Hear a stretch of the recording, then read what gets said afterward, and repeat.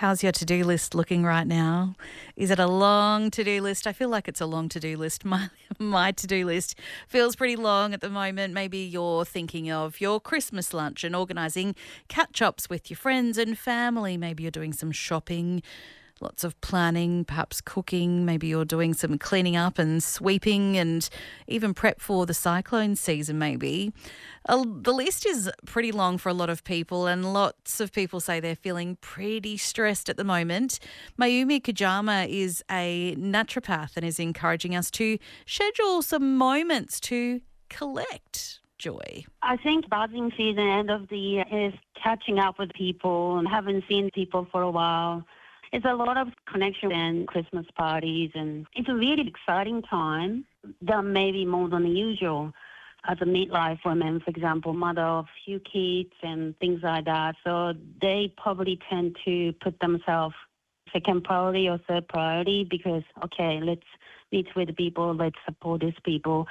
Because of this buzzing time, we become more alert, more like a sympathetic nervous system dominant versus parasympathetic nervous system dominant. For example, if we want to have a good digestion, it's better to have a calming and relaxed state so that we can absorb the nutrients better. But in this time, maybe what we consume as a food and drink could be a little bit different to what we normally eat.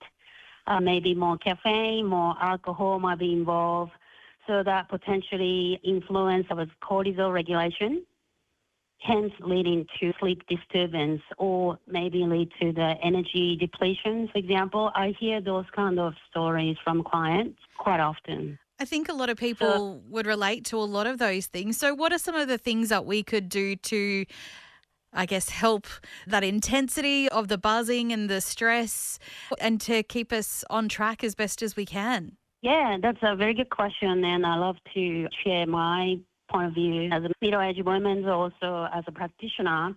I started sharing with my clients, and I think stop and pause for even short period of time. For example, for myself, I love reading books. I intentionally pick up some of the books that bring me joy. So currently I'm reading in Japanese, my language. It's called Kurasu Tanoshimi, which means to have a joy in everyday life. The author talks about some of the memorial, like Bobby given when she was a child. And she collect those things and put it on the bookshelf. And every time she did so, she remembered the good time and when she was a child. So it's a collection of the joys in everyday life. And it's a very short sentence, and then I probably take about only 5-10 minutes. And I usually grab the hard copy book so that I can focus on just book. So for me, it's like a stop and pause that will lead to the parasympathetic nervous system dominant. And even though only 5-10 minutes, I feel, okay, my mind's a little bit quietened. It's nearly scheduling time to de-stress. Yeah, exactly. And doesn't have to be a reading book. Maybe jump on the shower. For a busy mom, maybe timing for the shower time for after dropping off the kids by herself, maybe even though she has a busy schedule, jump on the shower for 5-10 minutes.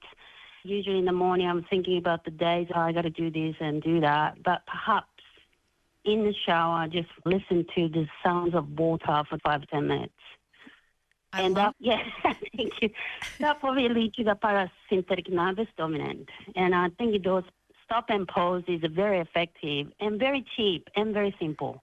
Far North Queensland naturopath Mayumi Kojima there, sharing some tips and encouraging us to schedule some moments to collect joy and find some moments of peace.